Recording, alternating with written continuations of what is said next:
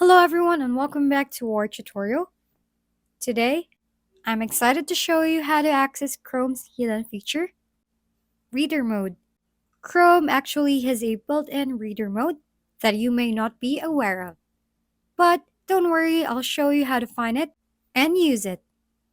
So first, you have to open a new tab and type this in the address bar. This will take you to Chrome's experimental features page.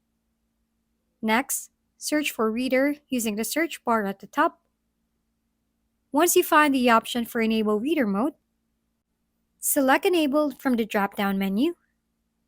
You may need to restart your browser for the changes to take effect. Now when you're browsing, and you come across an article or a web page you want to read, distraction-free, simply click the book-like icon at the top right corner. Next, just tap down the button here to reveal the reading mode. Just tap it, and that's it. You have discovered Google Chrome's hidden feature. Solving Factory at your service. Kindly give us a thumbs up, hit subscribe, and leave a comment for your suggestions. We'll see you on the next video.